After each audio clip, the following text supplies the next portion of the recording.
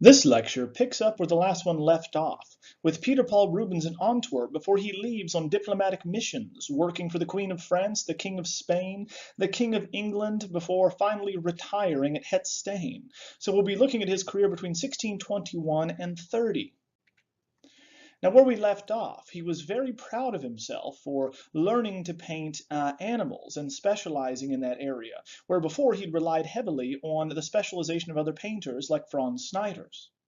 This can be seen in series of paintings, especially of exotic animals that he has painted in the 1620s.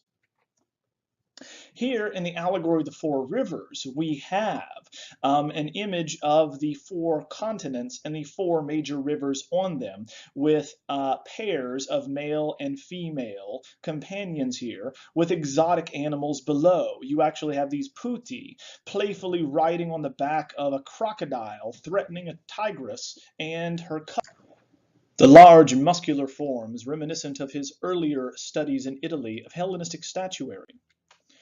Now, the river gods, we should note, represent in allegorical form actual geological formations, such as rivers. Now, they are always older men because older men were seen to be closer to women and become more effeminate. For fresh water is seen as feminine, whereas salt water, which is considered warm, is seen as masculine. Hence, Neptune or Poseidon is the god of the sea. So here we are identifying different parts of the world. The women accompanying the men help identify which continent they are on. So here we have these exotic animal paintings that Rubens is going to revel in, with these animals threatening to fight one another. And he has a whole series of, say, tiger hunts and crocodile hunts and hippo hunts with these violent exotic creatures fighting one another and man. Now here we're combining that with the superhuman figures that he is so known for in his art that is based after the muscular nature of Hellenistic sculpture. So the earlier interpretation for this painting was that we have Danube in the upper left-hand corner, the old man next to the woman, the Nile, who is right next to the African woman, who has his back to us, foreground left, the Amazon River in the Americas, directly center midground, and then we have Asia, the man off to the far right, where a woman leans upon his chest as the tigress is directly below him. The new interpretation now is that in fact we have the Euphrates, the Nile, the Ganges in India, and then the Tigris River in the Middle East. A radical new interpretation for this particular painting, but still carrying on that Rubens is going to master his skills in painting exotic animals and carries on this superhuman understanding of figures. Now, looking at the women, we should note that unlike his female contemporary, Artemisia Gentileschi, the female nude for Rubens is going to take the male body filtered through classical statuary. So we find that they look fairly masculine for a reason, because we're always going to be looking through the lens of antiquity. Turning to his workshop and large altarpiece commissions, the first Italianate church to be built in the Spanish Netherlands is going to be seen here in St. Charles Borromeo at Antwerp. Here, the Jesuits are going to commission twin high altarpieces, each 17 feet tall, showing the posthumous miracles of their two most important saints, St. Ignatius of Loyola and St. Francis Xavier. These are founders of the Jesuit order. In the pair of altarpieces seen here of St. Ignatius on the left and St. Francis Xavier on the right, we have their two posthumous miracles, meaning what they perform after they were dead. So they came back and are going to effect these miracles. One being casting out demons to the left with Loyola, and healing the lame and the blind on the right with Xavier. The grandiose architecture for each is actually derived from studies that Rubens made of Veronese and Tintoretto. More specifically, the architecture of Veronese, such as in his Marriage at Cana and his Last Supper, as well as the dramatic diagonal compositions and the recession that we often see in a Tintoretto. Here we see that St. Francis Xavier is going to be set apart from his followers by their dress, for he is shown brightly and then quite soberly, and the similar gestures can also be found between him and his followers, pointing to the heavens above that open up and are providing him with the power that destroy the pagan idols. In the background, in this grandiose palatial architecture, we find a similar composition to the miracle of Saint Mark liberating a slave, now in the Accademia in Venice. The modello, as we see here, is going to be the small mock-up for what he shows the patrons of what the final 17-foot tall version would look like. He then would hand off this modello, or model, to his pupils to begin blowing up, if we will, or making much larger, and he would go back and then add in details, like the faces and the hands especially. Now we know that St. Francis Xavier dies alone on an island near the Chinese coast. We saw the version of that by Boccaccio, where we have the death of St. Francis Xavier. And because he is associated with China, we can see that in the painting by Rubens. For the figure who is going to be rising seemingly from the dead with these candles around him because the stench of death is upon him, has a topknot or usnisha that Buddha often is shown and Buddhists will wear, this protuberance at the top of the head, which is going to represent enlightenment. So therefore, he's bringing enlightenment and the true religion to the pagans as the Christians saw it in Asia. On the other hand, we find with the miracles of St. Ignatius Loyola, we have the reference to Raphael's very famous Transfiguration of Christ. We know that Rubens already produced a version of this early in his career that we looked at last time. So we see the figures that are going to be collapsing into the arms of the men to the lower left are going to come from the possessed boy that we find in Raphael's in the lower right-hand corner. Additionally, the soft treatment and the elevation of the figure in this off-axis pyramidal composition come from Federico Barocci, whereas the architecture in the background with these coffers or these inset sections carved out of the ceiling in this barrel vault is reminiscent of New St. Peter's and the architecture of this very church. Taken together, we have two massive altarpieces that are going to be quintessentially Rubenesque or Rubensian in the monumentality of them, the scale, and how the figures are going to be based on classical statuary, and still are going to challenge the picture plane. If we look at the lame man whose leg is supported by this wooden support in the lower right-hand corner of the one for St. Francis Xavier, the hand comes out much like Caravaggio's Supper at Emmaus, where the apostles are surprised by the revelation that the man they'd been talking to all evening was in fact Christ. Now, he was also commissioned to produce 39 hexagonal ceiling paintings for the upper and lower aisles of this dual-story church. So he produced the modelli, and then the rest are completed by his studio and then touched up. These are the areas that they would have originally been located. A fire in the church, however, has destroyed them, and since they have been lost. But we do have a few of the modelli left, these mock-up bozzetto or oil sketches that Rubens is going to give to his pupils. Here, in the King Solomon and Queen Sheba of 1620, we have a very familiar viewing angle known as dal sotto in su in this octagonal scene, where we find the king here to the upper left with the cloth of honor or ciborium over him is greeting the Queen of Sheba, which for Christians, even though this is an Old Testament scene, represents typologically the marriage of Christians to Christ. And of course, Solomon represents wisdom.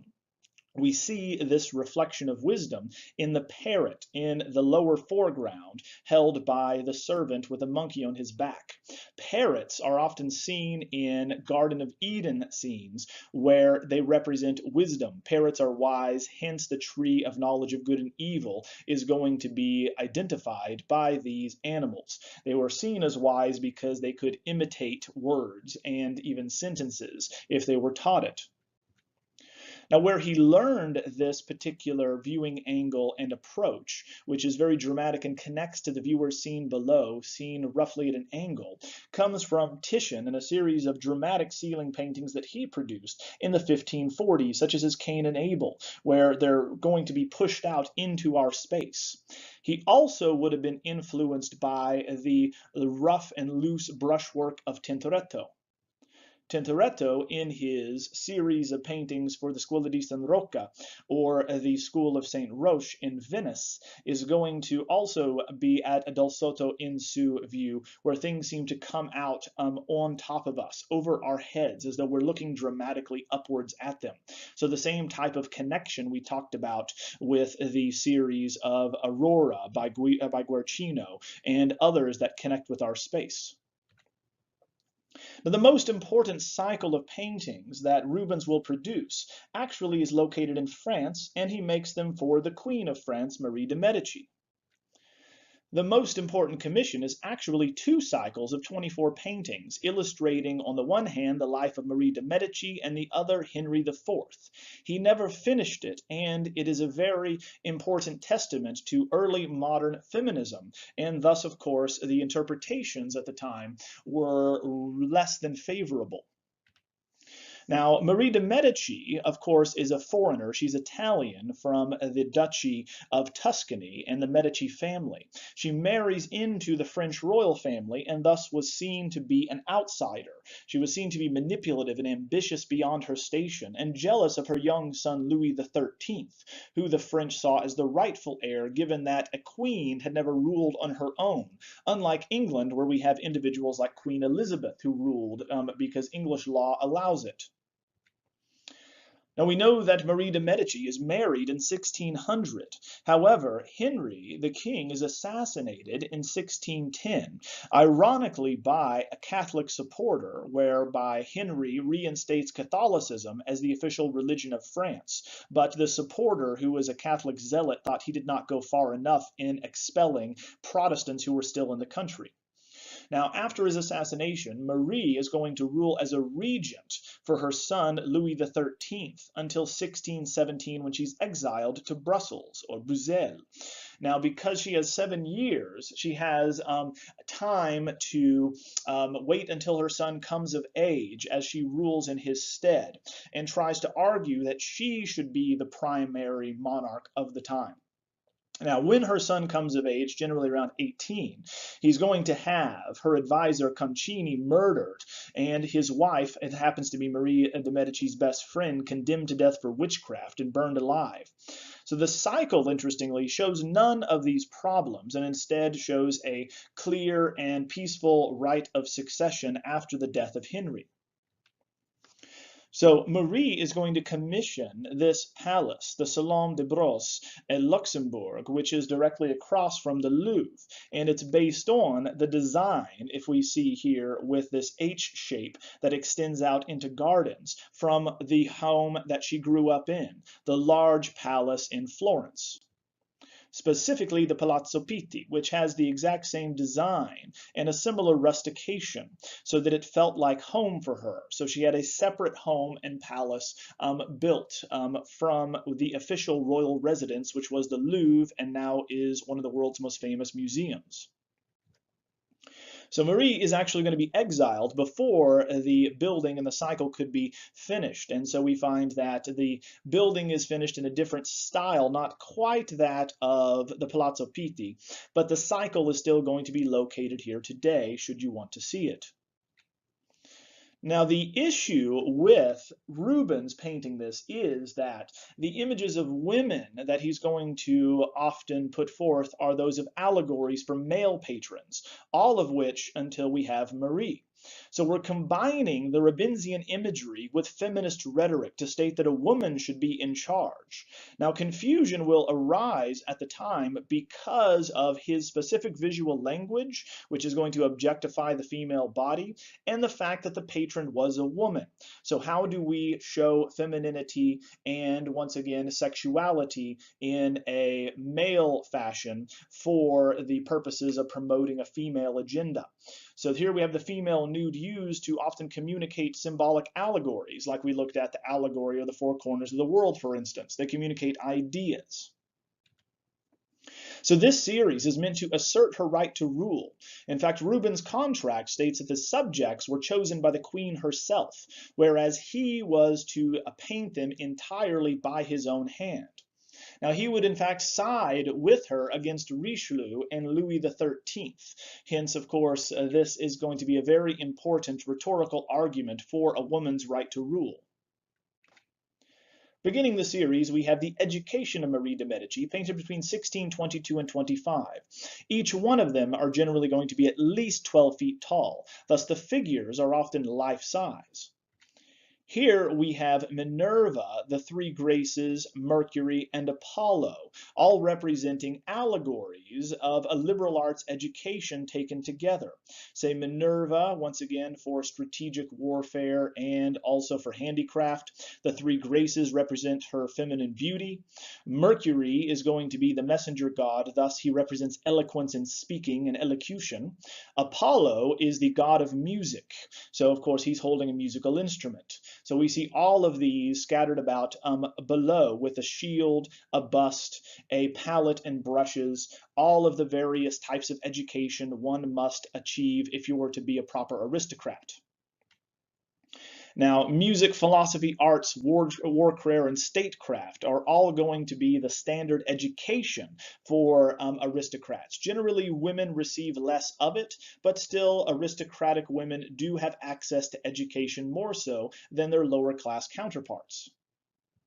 So the argument here is that Marie is educated and thus has the right to rule as a man would.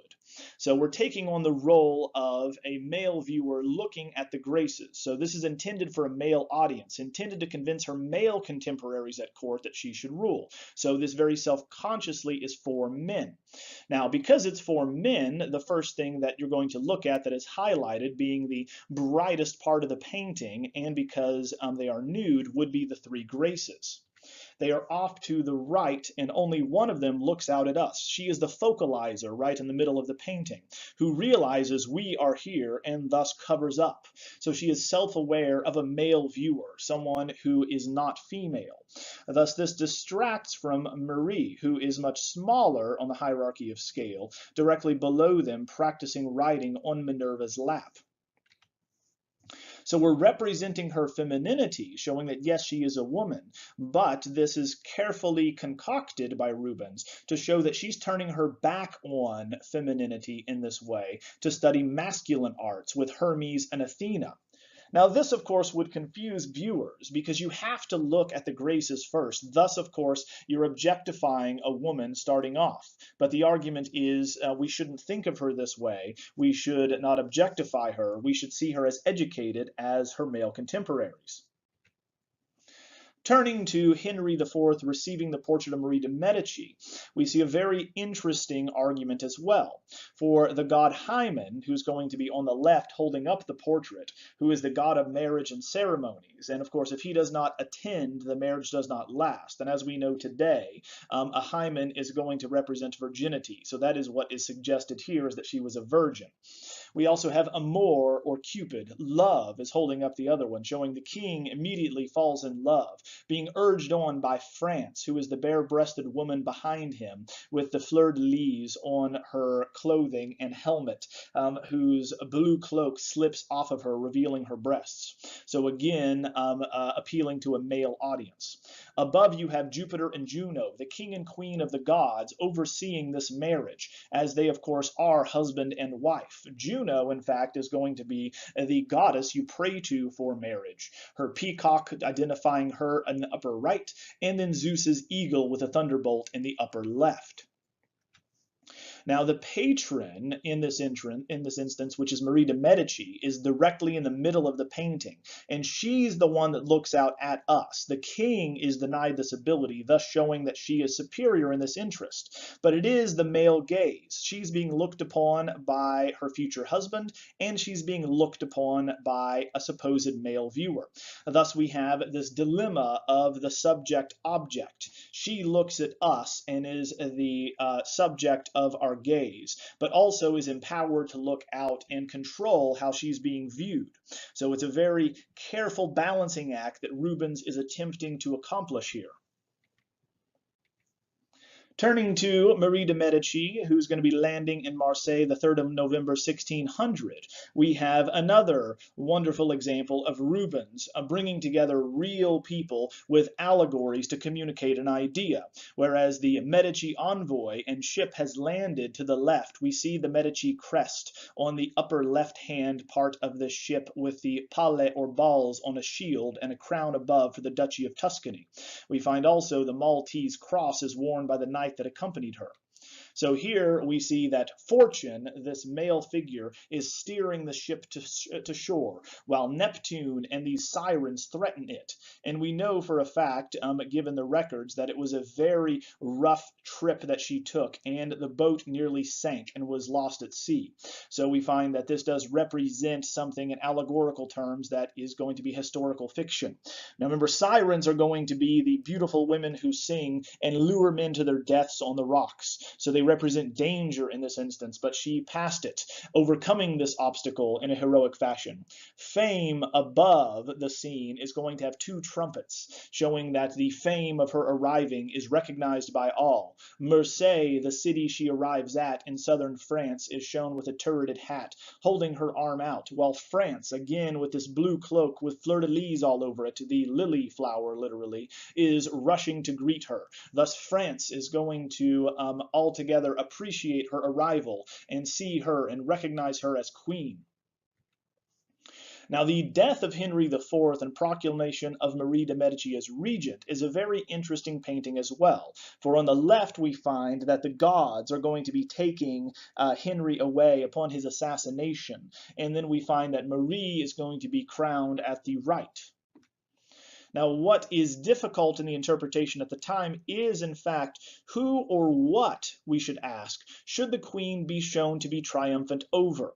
So is she triumphing over her husband, and he was an obstacle towards her elevation to the sole monarch of France? Is it death that she triumphs over?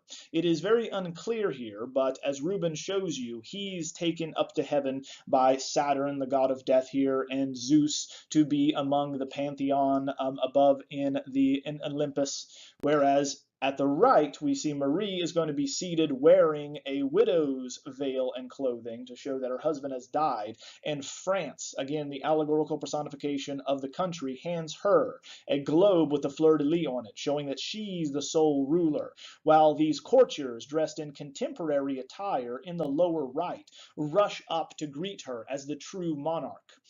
She, of course, is seated in this grand temple and palace that is reminiscent of Solomon's temple, for we have Solomonic winding columns, much like we looked at with the baldacchino. Now, the cycle was not exactly successful, as we will discuss here in a moment, but Rubens then travels for diplomatic service for the Infanta, the ruler of Flanders at the time, who rules on behalf of the Spanish king. So he is sent there in 1628 to Spain to try to negotiate or talk about peace with the Netherlands directly to the north of Flanders. Here he will study the work of Titian that was left here in the 16th century when it was sent for Philip's great-grandfather.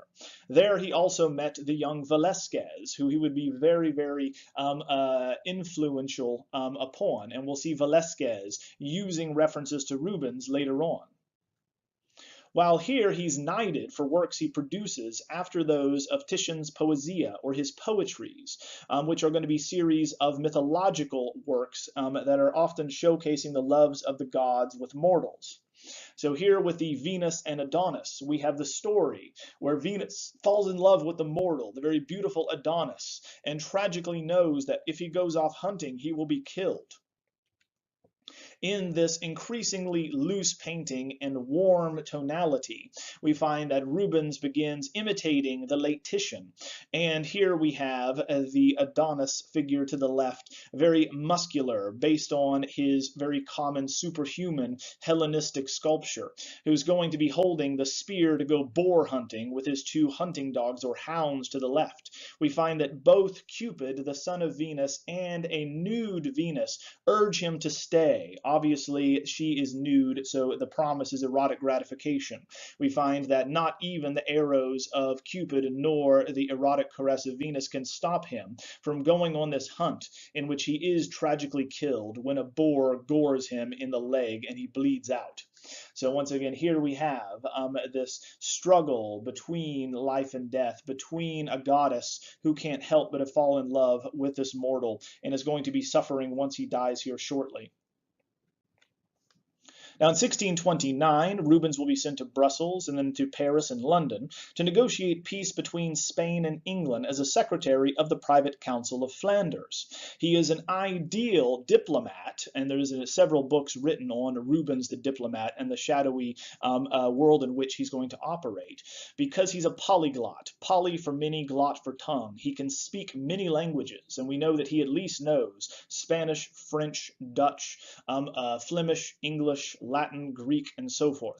So painters are ideal because if you want a painting made of a monarch, they have to be left alone for given periods of time for artists to sketch them. Hence, he is able to leverage that into discussing diplomatic and political subjects. Charles I actually knighted him again on top of the knighthood he received in Spain from Philip. So he's even presented a sword used for ceremonial purposes by Charles, given his work that he produces there.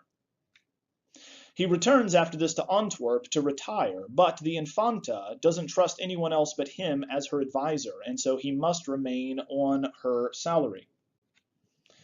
Now, Marie de' Medici, in the meantime, is imprisoned by her son, and Rubens is compelled to negotiate with Spain to receive financial and diplomatic assistance to release her. It does not work, and to no avail are his efforts, for she settles in Brussels and is going to stay there until her death. Now, the last major altarpiece that Rubens produces is for the Infanta Isabella specifically, here for St. Jacob in Coudenberg. With the Holy Family, with St. John the Baptist and his parents, we have the so-called Ildefonso altarpiece, and it showcases his late style that we start seeing after he has access to Titian. This late style is defined by the characteristics of warmer colors and looser brushwork. Here we find that he's going to avoid the figures being placed in the center in a very anti-classical fashion, for all the most important figures must always be right in the middle, but then that would amputate part of their limbs or cut them in half when it's opened. So we have here the Holy Family off to the right, who are going to be playing with and being introduced to his younger cousin, 6 months younger as a matter of fact, St. John the Baptist. Upon opening this altarpiece, as is customary, we have a very colorful interior space, which is a triptych with the donors off to the sides with their patron saints and name saints, with crowns below them dressed as royals, with an image in the center of St. Ildefonso receiving the chasuble by the Virgin Mary or from the Virgin Mary, with these putti above crowning them with rose crowns. So the Virgin is presenting this chasuble, which is worn once again by ecclesiastical members, because she is going to appreciate his defense of the doctrine of her virginity. So that's why this is often called the Ildefonso altarpiece, for St. Ildefonso seen here in the center. Notice the detailing of the figures has a type of glowing halo around it, for he uses much warmer and looser brushwork now. Infanta Isabella and the Archduke Albert, who is dead at this point, are the patrons, along with their patron saints Albert, hence his name is Albert, and Elizabeth of Hungary. So they have the trappings of royalty with their armor on, wearing white silk and gold cloaks. And if that wasn't enough, you're going to have on red velvet pillows the crowns representing that they rule this given area. The ermine-laced cloaks, of course, are also royal trappings. From the late style of Titian, Rubens is going to learn how to, as Vasari called it, paint with pittura di macchia, or painting with splotches, with these suggestive blobs or dashes of paint that seem to carefully be painted when viewed at a distance, but up close you can see are unblended and suggestive. This is a virtuoso technique that very few painters in the history of art have ever mastered. Now, Rubens is only allowed to retire from diplomatic life when the Infanta dies in 1633. From that point on, he's going to switch his focus from major religious paintings and mythological subjects to portraits and landscapes as he starts his second family and his retirement.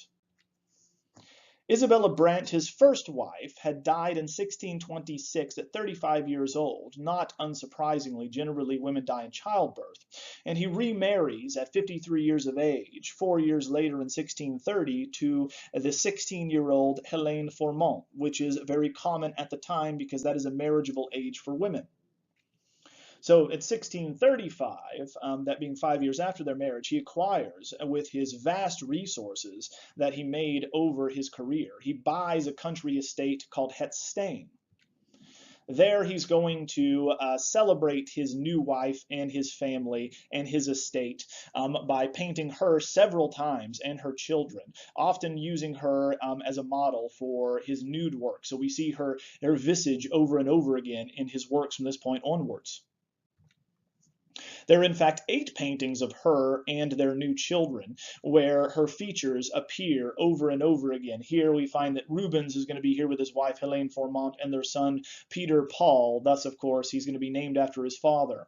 We find that in the background there is a parrot showing us the wisdom in this union as their son, which of course may be confusing to us, but we must remember that boys wore dresses up until 6 or 7 years of age, until the 19th century. In fact, if we look at presidents from the 20th century before the turn of World War II, they also wore dresses and dressed the same as girls. Now, we know that Rubens produces very few landscapes prior to 1630, but he does appreciate Bruegel's seasons, this northern tradition which will equate landscapes to the presence of God and the power of God's creation.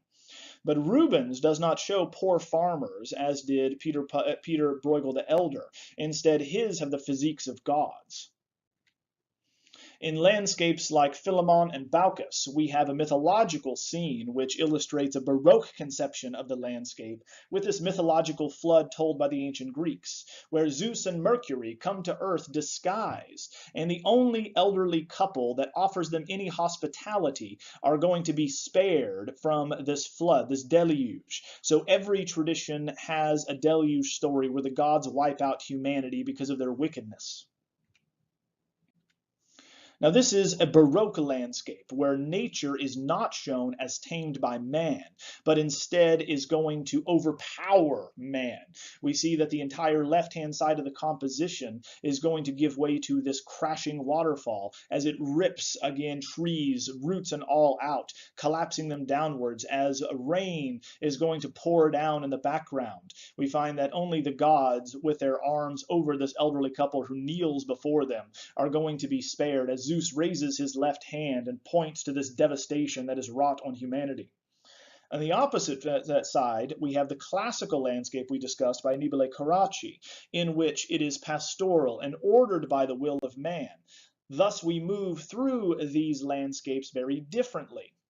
Now we know here at 1635, moving to Het Steen, he begins painting images of basically his retirement and the country estate he owns. So here is the landscape with a view of Het Steen in early morning from 1636, where you have this Georgic landscape with people working off to the left, a man hunting with his dog directly in the foreground center, and then this vast panorama that moves off dramatically at an angle to the right. This is going to show us the difference between a Georgic and a pastoral landscape. The Georgic was going to be one where we work the land and is often used by Baroque landscape painters like Rubens and Ruysdael to communicate the drama of nature, the power, the raw power of nature. And of course, we move through them very differently. So with the classical landscape, we move through each plane section by section by section, logically and progressively. With Baroque landscapes, we often fly off dramatically into the background, much like a Tintoretto or these late Venetian paintings. So they are much more engaging and are much more dramatic. Even more so, this is understood as a pendant, or a painting meant to be seen with another that continues the horizon line, and then, of course, the promise of a new life and of the harvest with this rainbow. So we have the rainbow landscape showing the peasants working his estate. But of course, the promise of threshing and cutting down wheat and harvesting is the renewed life next. The final painting we'll discuss is his allegory, The Outbreak of War in 1638, that he produced and intended as a gift for Ferdinando II, who's the Grand Duke of Tuscany and is going to be related to Marie de' Medici. This is seen as a commentary on the 30 Years' War, which has been ravaging Europe for most of the first part of the 17th century. In it, he does not show actual people and peasants and the effects of war with real individuals. Instead, it is an allegory showing us different figures that represent ideas.